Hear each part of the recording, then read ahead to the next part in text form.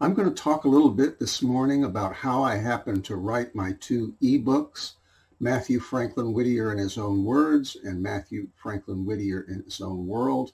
I'll go into the history of that a little bit, and then we're going to randomly go into each book and look for a subtitle, and I'll just talk about the topic of that particular subtitle. So I first encountered Mathew Franklin Whittier online, a picture of him in the Sarah Orne Jewett Text Project website. This is mid-2005, and I'll put on the screen exactly what I saw. You can see that he looks quite a bit like me. I'll put a comparison picture up on the screen also. I didn't notice that so much, at least as I remember it. It was his eyes. I looked into his eyes, and I felt very strongly that that was myself. And that's how the whole thing started as far as my own personal reincarnation project is concerned, which has been my focus ever since I started researching that case in earnest, which was in 2009. Now, in 2011, a couple years later, I started writing Mathew Franklin Whittier in His Own Words, and it's a play on words because everything I write in that book is in Mathew Franklin Whittier's own words, even if I wrote it contemporaneously because I'm him. So I don't think anybody ever gets that pun. But I figured that, well, maybe I could get to 200 words on this because that's about how much information I had. I wanted to give Mathew's biography and some of his works. I knew about his Ethan Spike stories, which is the one series that historians know of his. And the reason that's the only series they know of his is that that's the only one that was ever exposed. In 1857, somebody outed him, and therefore he was known as the author of Ethan Spike. In my opinion, that was what I would call his literary toy. You know, he was a philosopher and a humorist and a mystic and a social activist, and his writings over a 54-year period in all genres you can think of covered all of those topics, see? And not only that, but he embedded his own personal life. He didn't just draw from his life, as many authors do. He actually took very personal elements of his history and put them in code into his fictional works, including, for example, if he would do a parody on writing of the era, the parody would be slapstick. But embedded in that parody was some deeply personal anecdote or remembrance, of his. And usually it was one of two topics. It would either have to do with his soulmate, Abby Poyen, his first wife, and some very cherished memory, of her, or it would have to do with his plagiarists. And he would expose the theft of his work in code for posterity. I've shared quite a bit of that in this blog. So anyway, I started working on that in 2011, and I finished it up as I thought in 2012 and published it as an ebook. And of course, everything's done on the cheap with me because I don't have any funding to speak of. When I worked on that book, I was taking care of my mom. She had come to live with me, and it was the last 6 years of her life as she gradually declined. So when I was working on that book, I was taking care of her during the day, which means I ended up getting up at like 3:30 in the morning and doing the research and the writing. And then by 8 o'clock, I had to start taking care of her. That took the whole day. And then I would just crash at 8:30 and get up again at 3:30. And it went like that. So that's pretty much the way the first book was written. And I was in North Myrtle Beach, South Carolina. The reason I was there is that the Meher Spiritual Center is there, and I'm a follower of Meher Baba since 1974. So I had moved to Myrtle Beach. I was doing some work, audiovisual type work for the center at that time. And so I didn't have access to a lot of the materials firsthand. Of course, I had to work with libraries and the internet, over the internet and using the internet. So I apologize, I haven't had a lot of sleep, so I'm not real coherent this morning, but I decided to go ahead and give this a try. I don't know if this is going to be a dud or if it's going to be interesting. These books turned out to be huge. And the way it worked was that I would find something and it was significant. And I said, how am I going to fit this into an already existing narrative, So I would find one place that it fit. And if the new information, fit here, it also informed something that happened back here. And it also had to do with something that was toward the end. So every single discovery that I made had to be kind of fit into the whole, see? Well, that happened on a daily basis. I had no idea how much of Mathew Franklin Whittier's work there was and how much of his history was in that work, see? So I kept discovering things. I revised that book literally every day, sometimes more than once a day. And the reason was that, first of all, I didn't know if that was the last discovery I was going to make. And secondly, I didn't want somebody to buy it and not have that latest discovery. So every single discovery I made, I thought, well, that's got to be the last one. Surely there isn't anything else. And then there'd be something else. So, literally, this ebook gradually expanded from 200 pages to 2,200 and something pages now over a period of years. And every day it was republished. So this drives the one or two scholars that have tried to reference it, it drives them absolutely nuts. It means that anybody who got a copy of this book in 2012 or 2016, they don't have the book yet. As a matter of fact, for several years, there was no subtitles. It was, 14 chapters. And the last two chapters were the ones where the new information kept going into, and they kept expanding and expanding and expanding. And I couldn't really see any logical place to cut those chapters. So now chapter 13 is outrageously large, like a very large book. And chapter 14 is like about 5 books length. So finally, at some point, I looked at it and I said, this is impossible. Nobody could read this. So I separated it, broke it down further into subheadings. So now each subheading might go 5 pages, it might go 20 pages, but not too much more than that. And you could sit down randomly and get to any subtitle and read it, and it would make sense, and it would be interesting. And basically each subtitle is a new discovery, So that's what we're going to do today. But see, I also did a sequel to that. So we've got 2,240 pages or something like that of the first book. And then I moved to Portland, Maine. When my mom passed on in January of 2018, I decided I would move to Portland, where Mathew used to live.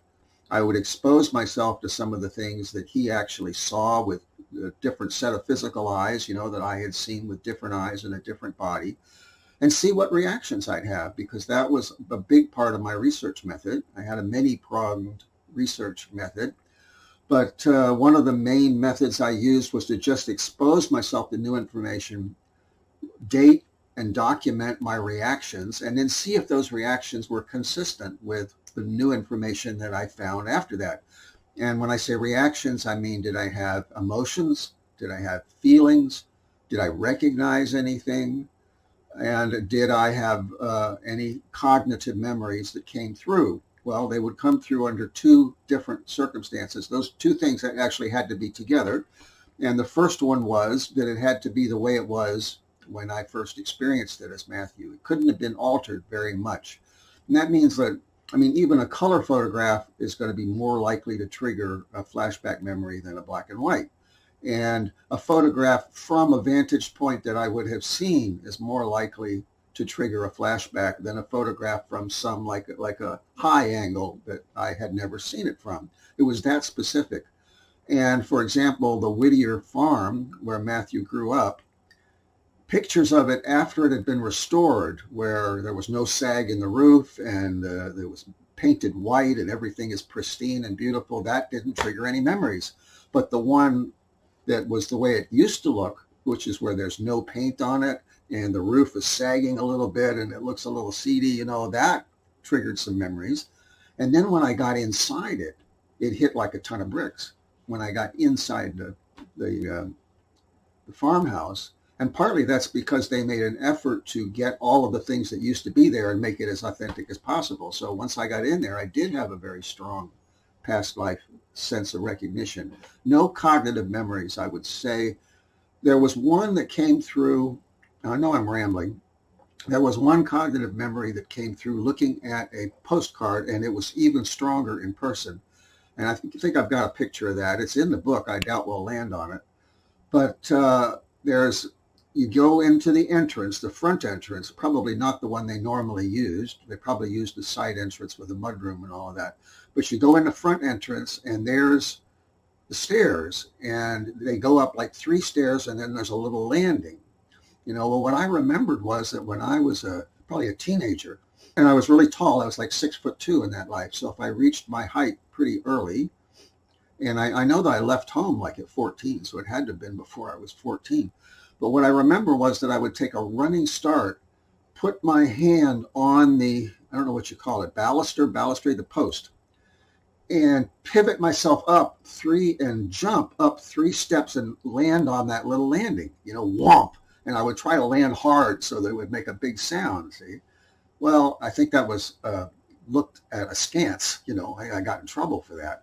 And I seem to remember or realize afterwards the reason I got in trouble was because I was basically the able-bodied farmhand of the family, and they couldn't afford to, have me break an arm or a leg or something, when harvest time came. That wasn't the only reason they were worried about it, and probably didn't like the noise either, But I did have that memory, little things like that. And that's what past life memory is like. You don't remember, the kind of things that can be researched very easily. Unless that came up in a diary or something, there's no way to check on it. All I know is that memory came back like, bang, just like that, looking at that thing. I said, oh, I used to love to do this. That's the way past life memory works. Well, anyway, I came here to Portland, and there's not much of it left. There is a church made out of stone. The first time I ever saw that thing when I was driving, and it's sitting there right in front of me, I immediately recognized it. Very strong sense of recognition. And I also felt like, but it should have more space around it. It shouldn't have these big buildings crowding it. In other words, back in the day, that was the tallest thing, and there wasn't anything around it. Well, that, of course, was true. But again, I can't prove that. I don't have any record of Matthew or Abby attending that church, but almost for sure they would have. My feeling was I did get inside it. I had some impressions. Again, there's no way to verify them. So I was strictly honest with this research. There were a few things that I could verify, very few things. Most of it here in Portland really was just impressions I had no way to corroborate, to verify. So anyway, I wrote the sequel, Mathew Franklin Whittier in His Own World, and the meaning of that title is obvious, to try to document these encounters. I also went to other places in New England, Matthew's childhood home, the farmhouse, and where he used to work, the Boston Custom House. I got in there. I went to where he died, but that building had been demolished and replaced with a kind of similar looking health center.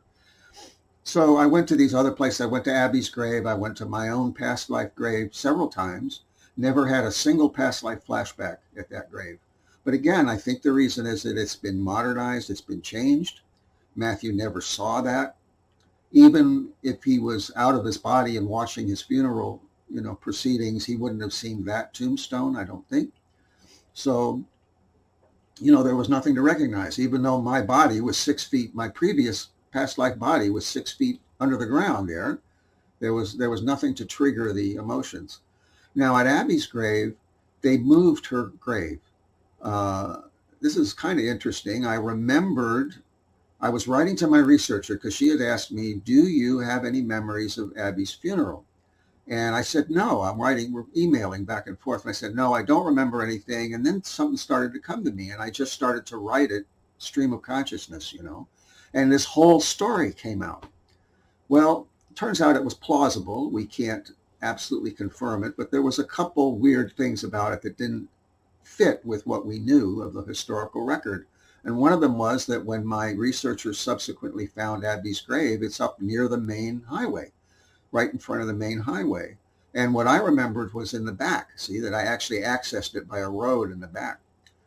So turns out that they apparently moved the graves because originally it was a burial ground, and then they turned it into an official cemetery. And while I don't have records for that one, there's one that's not too far away, and there are records that about the same time, they turned that into a cemetery, and they dug up the graves and moved them into nice, neat rows. Because originally a burial ground, the family would go and pick out what they thought was a nice place and dig the grave there, a nice place that they could come and visit and so on. And then they'd be kind of scattered all over the place, and they wouldn't be in these little rows like that. So that was done later. So now suddenly it becomes a little more plausible, and there's other elements that became a little more plausible as I looked into it and so on.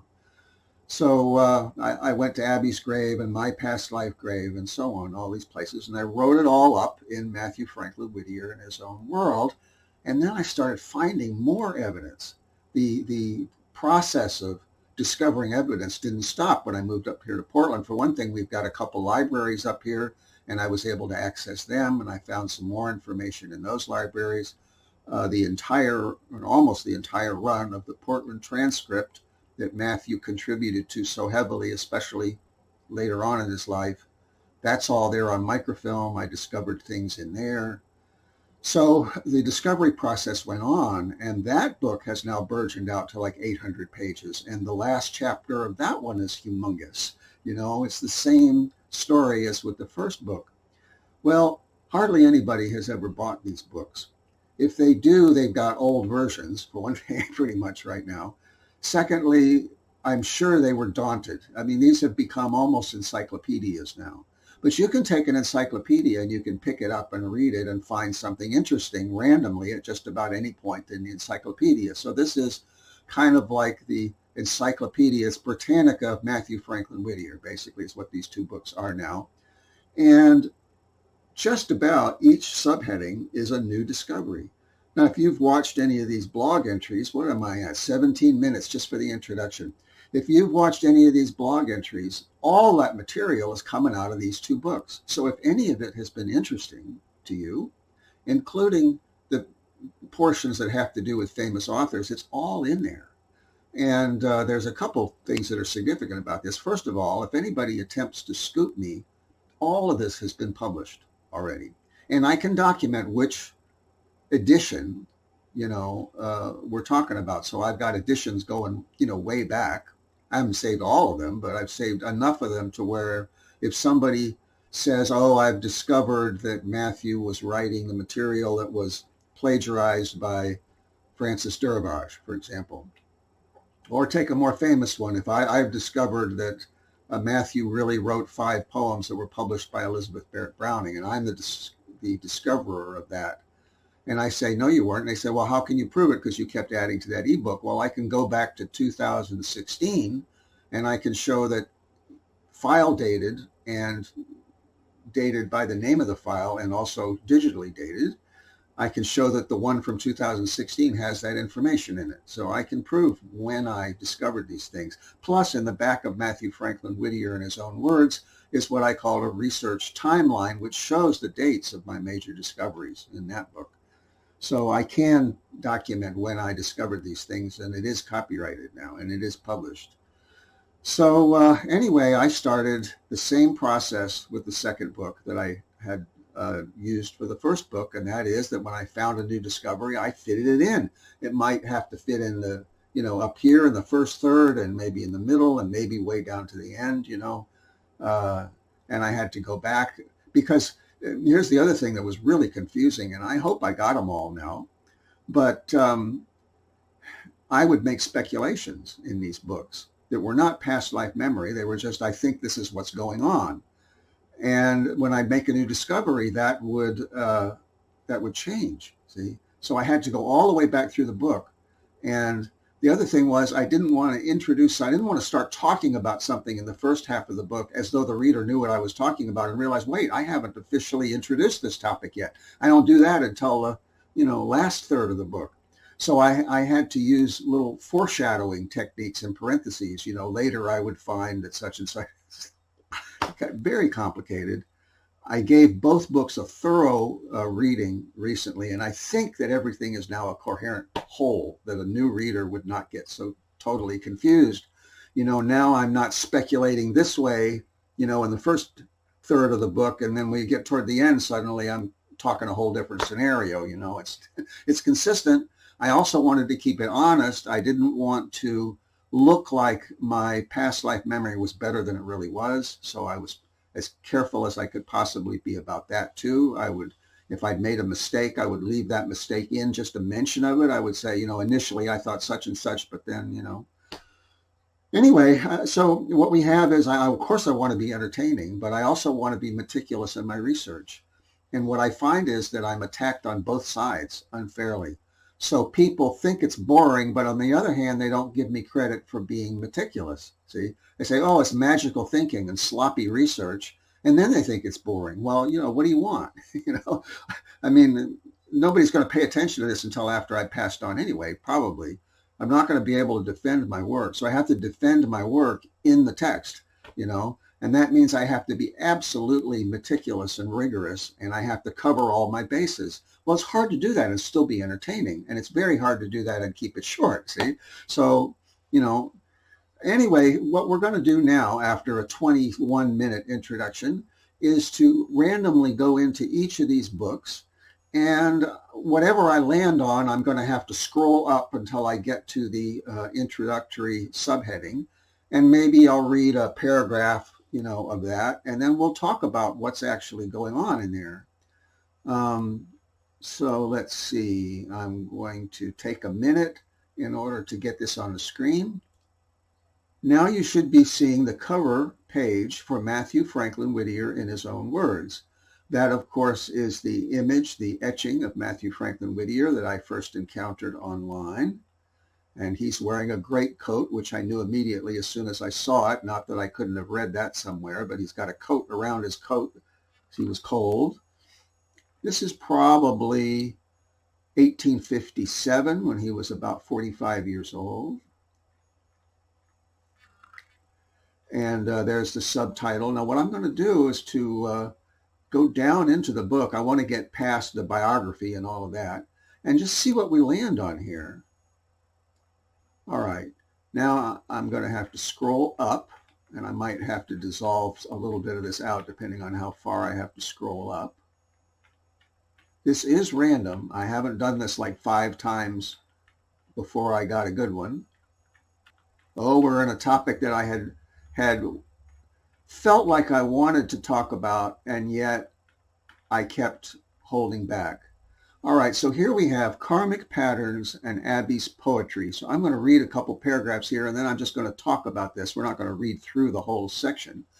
Karmic patterns tend to repeat, like a play with variations, but featuring the same actors. If, for the sake of argument, we take Webb to be Matthew's earlier incarnation, we see that both he and Mathew are persecuted for following their hearts and for being more progressive toward minority cultures.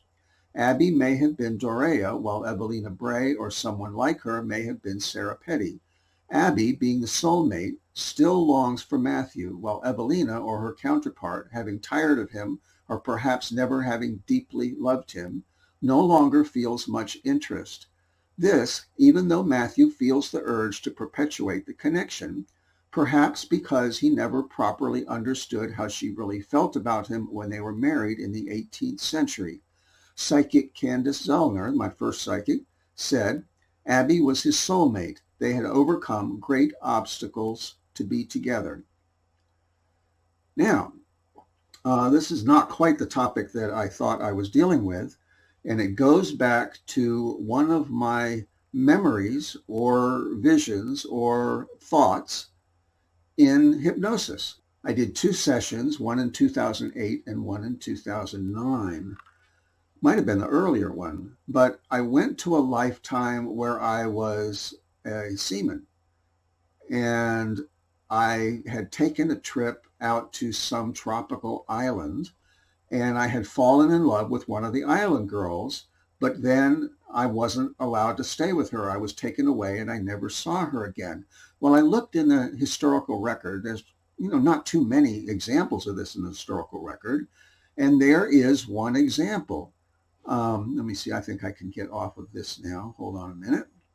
There we go. There is one example, and that is Captain Cook's voyage out to the Tahitian Islands. I believe the first one, not the subsequent ones. And there were 2 men, 2 Marines on that boat who fell in love with island girls and married them and tried to mutiny, tried to, leave the ship. And they were brought back. Captain Cook captured the heads of the tribes there and wouldn't release them unless they brought the two men back. And one of them was a fellow named Clement Webb. And as soon as I saw that name, Clement Webb, I immediately felt an identification with it. And I thought that if it's either of those two men, it was Clement Webb. And he was flogged for his trouble, and he never was able to get back. Eventually, at some point, he remarried. He married a woman named Sarah Petty. And the death date, the official death date for him doesn't work. It's actually after Matthew's birth. But I think it's 1829. But there's something wrong about that, because there's a letter from him to Joseph Banks, the science officer, asking for a pension, which was a ludicrous thing to do because he mutinied. He says, remember me, I'm one of the two men that wanted to stay, Well, it's just exactly like a letter that I have from Matthew where he's kind of in desperation, writing to somebody. And the handwriting looks like Matthew's, actually. But in this letter, he says that he's been injured and doesn't expect to live very much longer. But actually, if he died in 1829, he would have been an old man when he died, like in his 80s, if I remember correctly. So unless he was exaggerating or was lucky or something, because the community was supporting him at this point and he was disabled, unless he actually lived to an old age, then that has to be a mistake. Instead of 1829, it has to be like 1809. Well, if it's 1809, Matthew was born in 1812, and then it would be plausible. So, I don't know. But what I'm looking at is the patterns. And the pattern is that you have someone who appreciated the island culture in a more respectful way and a more open-minded way than his culture did. We have someone who found his soulmate, Abby. Who would be Abby? Apparently, in hypnosis, I came up with the name Dorea. I didn't know anything about Tahitian names. It turns out that is pretty much plausible for a island name. I just kind of pulled it out of my head. Maybe I imagined it. Maybe I pulled it out of some movie that I saw. I don't know. So I was looking at the patterns, and the patterns are pretty darn similar because Abby was persecuted as a witch. She was different. She was, she was French, and the French were not appreciated in New England either. They were persecuted, so getting involved with her was a big risk. I would be at risk of being excommunicated, myself, and shunned myself, which is what happened. And we were separated after just 5 years of marriage. So, but in this time, instead of me leaving on a ship, she passed on, see? But nonetheless, we had a very brief, very intense, beautiful relationship, not without problems, but very intense. And then we were separated. See, this is kind of the soulmate pattern.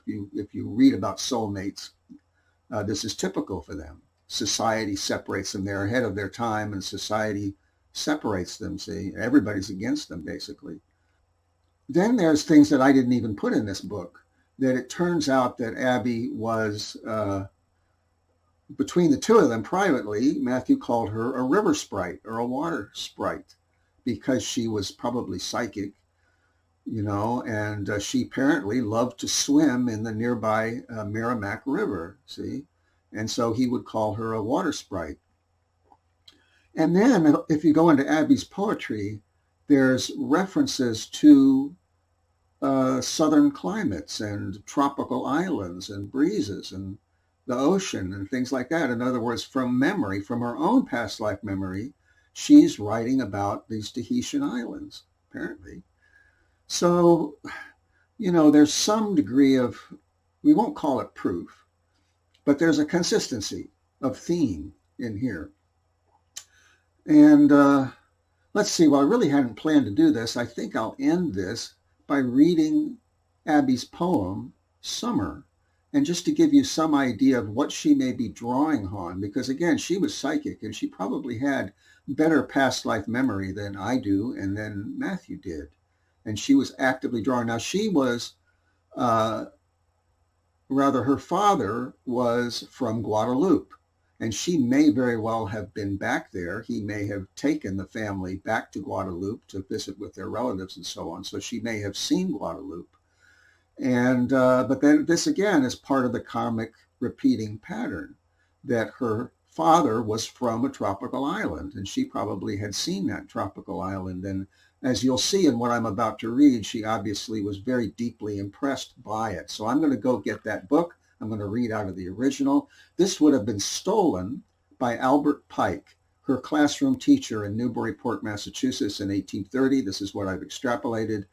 And he stole this, both her class assignments, which this may have been a class assignment, and her private poetry, and published it. See, and but then apparently she or Matthew published it. Either she published it or Matthew published it for her in the Philadelphia album. So some of her poetry ends up in the Philadelphia album, and then a little bit later, quite a bit of it ends up in something called The Essayist in Boston. Well, that probably would have been submitted by Albert Pike, because the editor, George W. Light, was Pike's friend, see, also was Matthew's friend at that time, until Matthew realized that he plagiarized his and Abby's poetry much later.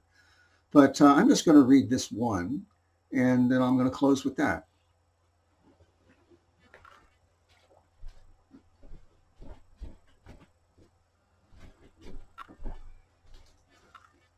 All righty. This is American Monthly Magazine, or Willis's Magazine, as it says on the spine. And let's see, we are looking at the August 1830 edition, and I will read a little bit of this. And there's a quote: "Summer is come, all pleasantness and sweet winds." I can't do justice to this. This is something you really have to read yourself, but I'll do the best I can. "The summer is fair in the sunlit air and the distance of the sky, and merrily and sunnily the winds blow low and high. The south's at rest, and the bright pure west, and the wind that dwells between in the leafy bowers where silver showers and the winds from heaven lean, and wander through and distill a dew on the lips of the waving leaves. And the cloud floats low, and slow the sun his mist veil weaves, like an ardent lover to spread it over the brow of the silent moon. And there comes a wind, and its tracks we find at midnight or mid-noon. A charm it brings with its unseen wings, and its slight and dewy feet, and every flower with a golden shower of love its fingers greet. The bland southwest comes on the breast of the cloudy and stormy sea, and leaves it as calm with its silent charm as the upper heavens be. It comes on the dells, and the flower bells under its feet look up, and it shakes a dew of a silver hue on every fairy cup. It comes on the hills, and the summer rills are leaping faster along. It holds its wing over birds that sing, and they chant a merrier song. Its pinions are bowed on the idle cloud, and its fervors of warmth and love waft it up in the sky, till far and high it floats like a white-winged dove. It comes on the eye where the fever mists lie, and spurns them away from their throne, and lights it again with a constant rain of love and light alone. It waves its wings with hidden springs of dew-light over the brow, and leaves it as bright as the pure delight of the clouds that run and bow before the car of the burning star that we have named the sun, when the early dawn of the blushing morn his journey has begun. The winds are here, and bright and clear the blue sky looks about, like a great sea, and silently the winds go in and out, and cloudy isles with sunny smiles are sailing on its breast all over that ocean with a gentle motion, and a state of moving rest.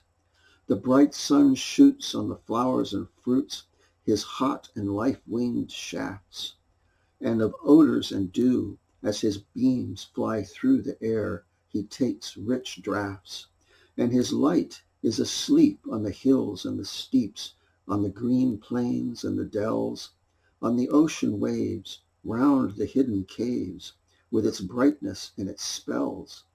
And at coming of night, with a fainting light, the moon steals over the sky, and, like a maid, one half afraid, looks down with a timid eye.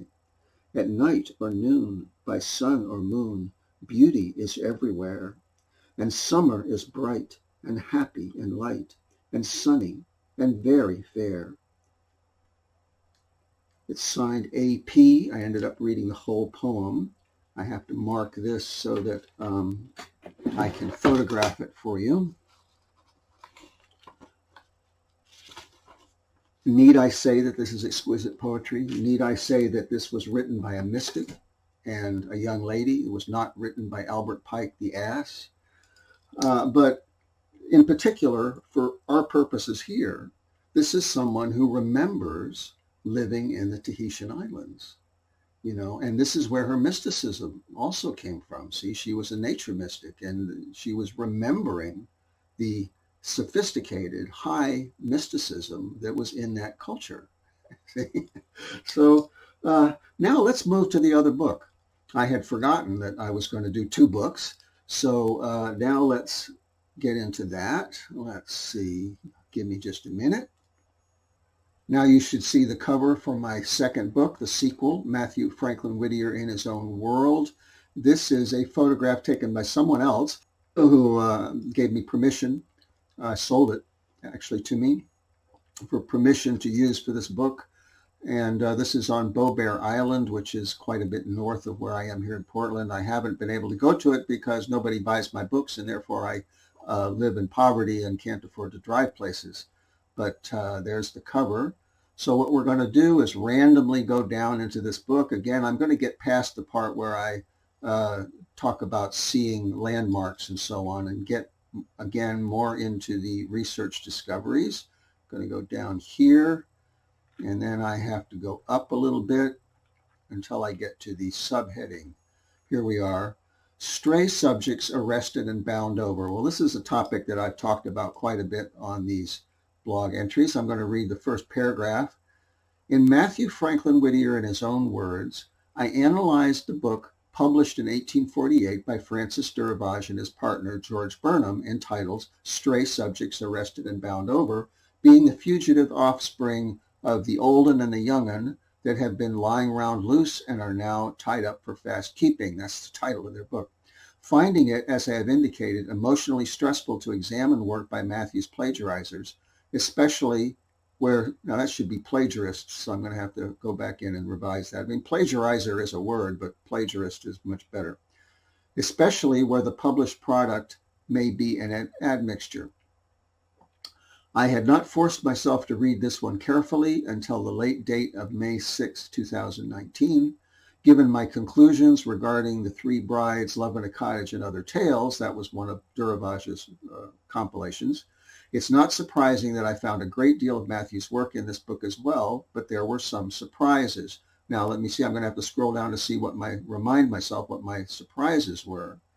Although I knew that Durivage was representing Mathew's work as his own, I initially thought that he had duped Burnham. Okay, so it's that George Burnham's pieces signed GPB were also Mathew. So this was new to me. I just assumed that Durivage was the only one that had plagiarized and that his partner, George Burnham, had wrote his own. Well, no, that's not true. And at one point I had actually said, oh, these look like they're inferior. I had kind of allowed myself to be convinced by my own speculation.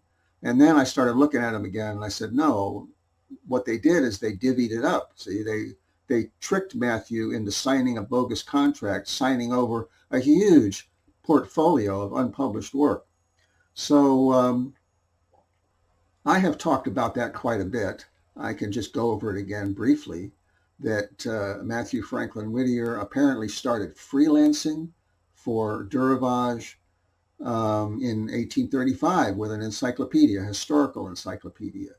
And then in 1845, around there, he apparently was, as I understand now, was ghostwriting for a living. So he ghost wrote for a New York writer named Charles Burdett. And I've got an example of that. And around the same time, he was also apparently ghostwriting for Francis Durivage in Boston. For Burdett, he was writing juvenile Christian novels. And for Durivage, he was writing true crime, apparently. And one of them was Mike Martin, The Last of the Highwaymen. Matthew was fascinated by eccentric outlaws, so this was an eccentric outlaw, a gentleman outlaw, basically. And then he wrote a couple novels that have to do with social scandals, and those things were signed by Durivage and signed by Charles Burdett, but they were Matthew's productions. And then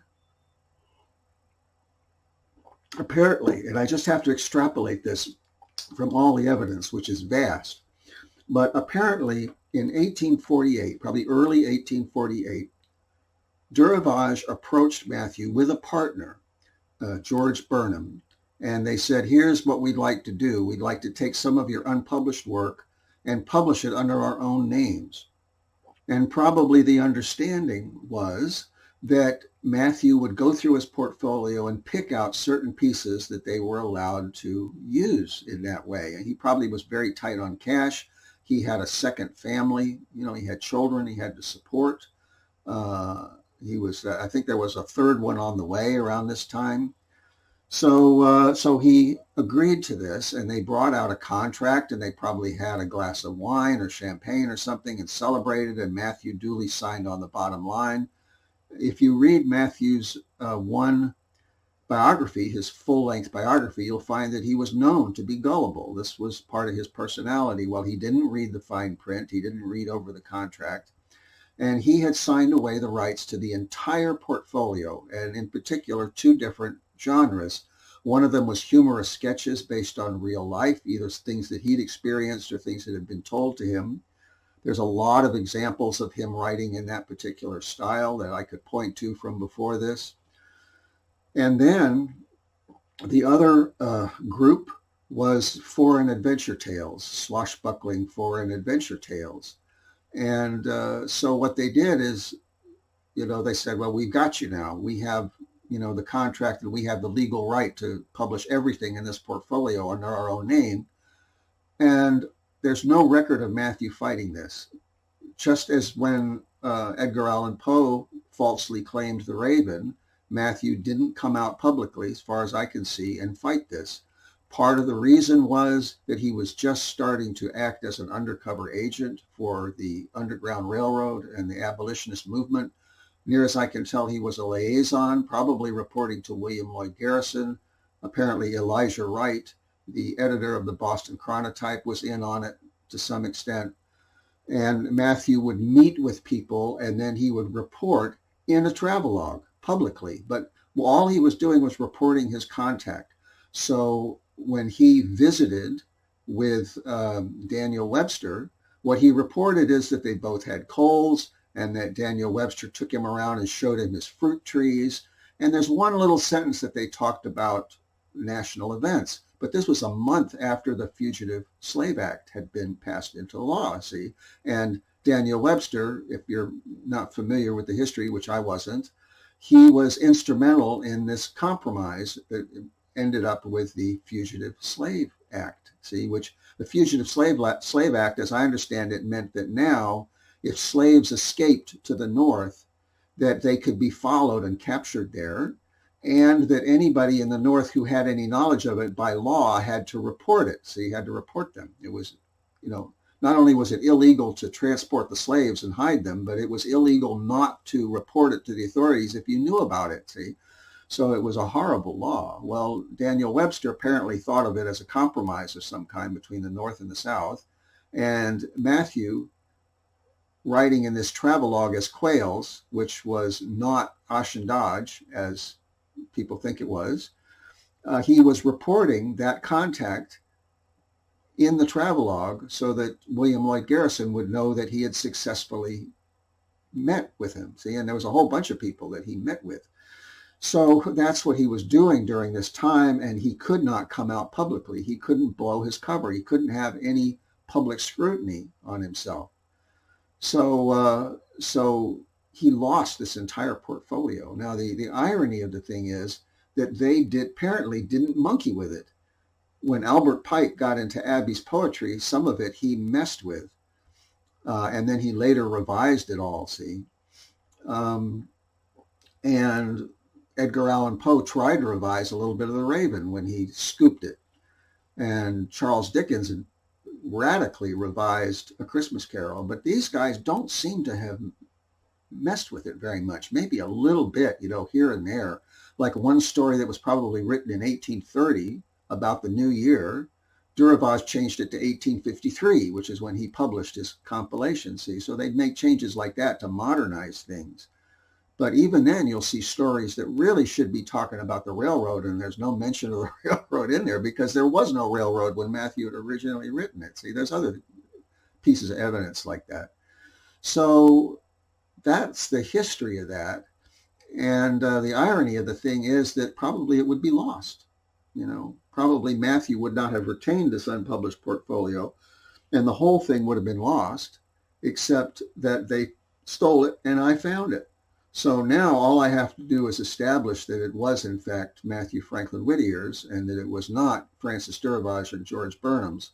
There's a couple smoking guns. There's a whole bunch of smoking guns, little ones. For one thing, there were favorite expressions that Matthew used, including the name Julia for his female protagonists, and that represented Abbey because apparently she liked the name Julia. Well, I don't have the figures in front of me, but there's something like 46 instances or 36 instances when Matthew used the name Julia, and about half of them are in the material that was stolen by Durivage and Burnham, see? And then there's a whole bunch of other things like that, phrases that Matthew particularly liked, and I can show how many of them were in the other works that Matthew published and how many of them ended up in the material stolen by Durivage and Burnham. And when you put them all together, it's pretty serious. It's pretty obvious.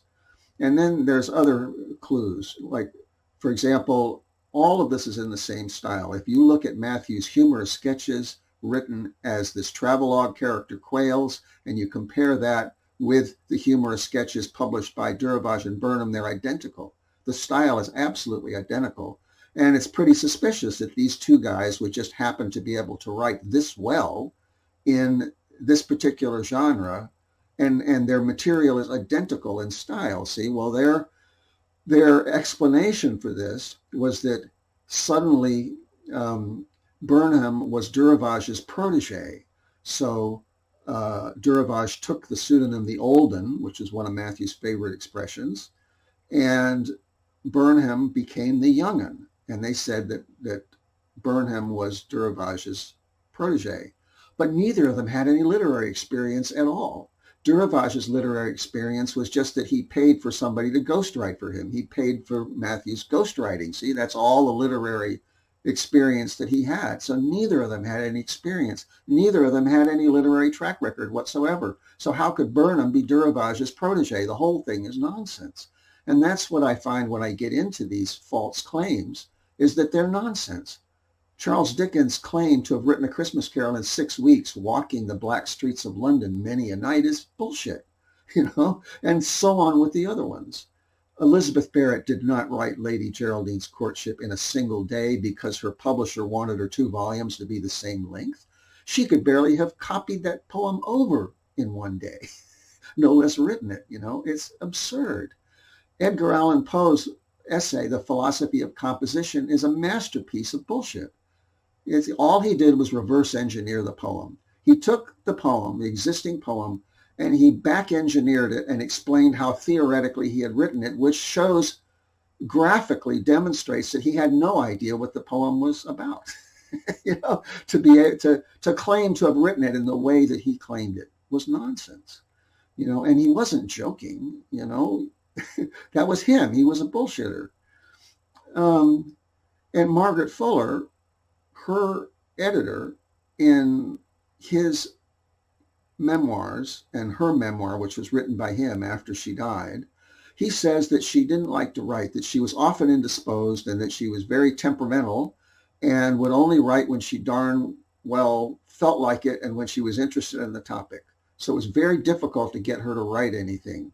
She was the literary editor. The reason she was the literary editor is that she was a feminist, and Horace Greeley's wife was a feminist and a big fan of Margaret Fuller. See, so she convinced Horace Greeley, the editor of the New York Tribune, to have Margaret Fuller live at their home. And so he made her the literary editor to give her a title, but she didn't want to do the job. So if you look in the New York Tribune for like 2 years, there's, maybe every week, there's like 3 of these lengthy reviews or essays that took quite a bit of work. So it's impossible that Margaret Fuller, as she's described by Horace Greeley, could have written that column. It's not possible. See? So these lies that these people have told are utter nonsense. And yet when I write papers, with the evidence, plenty of evidence, chock full of evidence, like in these books. Of course, I'm limited to like 8,000 words or 9,000 words, but I just jam these things with evidence and I submit them to journals. They find some excuse not to publish them, because I'm not affiliated with academia and it's just too outlandish. And everybody knows that Charles Dickens wrote A Christmas Carol, and everybody knows that Elizabeth Barrett Browning wrote Lady Geraldine's Courtship and the other ones, and everybody knows that Margaret Fuller wrote as the star for the New York Tribune. And if anybody cares, everybody knows that Albert Pike was the author of the Hymns to the Gods series, which he did write some of them. And of course, everybody knows that Edgar Allan Poe wrote The Raven and Annabel Lee, see? So when you start proving that these people were bullshitters and con artists and did not actually get their fame honestly, of course, they reject it. I've had 17 rejections since the middle of last year, as I wrote in my written blog. I counted them up the other day. So there's just a little bit of a peek into both of those books. I highly recommend them, obviously. You will, unless you're really, really taken up with this study, you probably won't read them all the way through. It would take like a month to read the first one all the way through. I think it'd be well worth it. I think you'd find it utterly fascinating, especially if you like detective work, because there's some fancy ass detective work in these books, and it's not magical thinking. And I'm speculating some, but I'm speculating based on a whole bunch of objective evidence based on primary sources. And as far as scholarship is concerned, you can't get any better than using primary sources. So people complain about my scholarship, the scholars do, because I'm not citing other scholars. Well, no other scholars have ever gone where I've gone. No other scholars have ever discovered these things or even thought to look for them. No other scholars knew about Mathew Franklin Whittier and Abipoyan Whittier, except for one, a fellow named Larry Glatz, who has barely scratched the surface of his legacy, see? So there's nobody to cite, unless I want to cite them by way of bad examples, see, which I do, sometimes. But as far as having a list of 100 footnotes of citing all the work that's gone before, there is no work that's gone before. So there's nobody to cite except myself. This is why I can't modify any Wikipedia pages. As soon as I modify a Wikipedia page, the administrator erases it and says, where's your sources? If I tell him I'm the source, he won't believe me, see? So therefore, the gatekeepers of society keep this information out because I've got the evidence, but nobody else has gotten on board with it, so there's nobody else to cite. This is a simple thing. See, I've got the evidence. I can show you the evidence. I can prove what I'm saying, but nobody else believes me or understands it. This makes me think of an example of something, and I'll close with this. Years ago, I was a typist for the physics department at Florida State. We're talking 1982, 83, somewhere in there. I actually typed what may have been the last paper by physicist Paul Dirac there, where he gave an overview of the state of physics.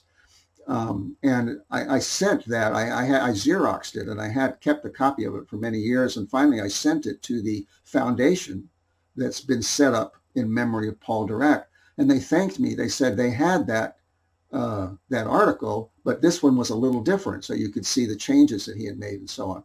Well, anyway, that was my job. And I would type up these papers. Well, one of the papers I typed up, I distinctly remember it had 111 equations. And the reason I remember is that I was typing on a Selectric typewriter, and they had the little chrome balls, and the symbol ball was a different ball, see? So you had to flip up the lever and take the one off and put the symbol one on. And I actually got a blister from switching off the balls. But there was 111 equations, and as best as I could understand it, obviously I couldn't understand it very well, it had to do with if you took an object and dropped it from the earth, and if you eliminated all of these variables like wind, and I don't remember all the variables that were taken out, Earth's rotation and everything else, and just left in like one variable, which is gravity. I don't know. I'm just out the top of my head, that it would deflect by 6 inches. I don't remember how high. It was like a mile high or 2 miles high or something. And you drop that object, it would deflect by 6 inches. And it was so complex that there was only one other person in the world who understood it. Now they have to referee these papers. So they have to send these papers to other experts, before they'll get published. The other experts have to sign off on it, peer review. Well, it was only one other guy in the world that could understand it. So they had to send it to this other guy. Well, the other guy was his nemesis. See, it was his enemy. So they had to send it to his enemy, and his enemy, of course, panned it, see? So therefore, it didn't get published. So he had me write a whole series of protests to the editor about this. I know you sent it to this other guy, and he hates me, and it's not fair, and, it never got published, as far as I know, which means that whatever he had discovered never became part of reality in science. See, it was never accepted as a theory, in science. It never saw the light of day. It might as well never have been written. I might as well not even have gotten that blister, see, because it never got published, and it was political. It had nothing to do with honest, fair peer review. It was political. Well, the same thing is happening with my papers. It's political. The 17 rejections are all political. It has nothing to do with magical thinking. It has nothing to do with poor writing. It has nothing to do with me not citing sources, because I'm citing almost all primary sources. I'm doing better scholarship than they are. It's all political. Well, anyway, this is a very long entry. It might cut down to an hour. And let's see, when I talk about somebody famous and I show real evidence that Mathew knew famous people or was the author of things falsely claimed by famous people, I can get as much as 26 views. When I talk about Mathew Franklin Whittier or my books or myself, I might get 10 or 11. But, I thought about, well, I should play to the audience. Well, no, I'm certainly not going to play to 26 people. It's not enough to bother with. If I had like 80,000 people who would pay attention to me if I talked about famous stuff, I might think about it, But here's the truth. I am what I am, like Popeye, and I present what I present. And if you like it, you like it. And if only 11 of you like it, so be it. Maybe more people will in the future.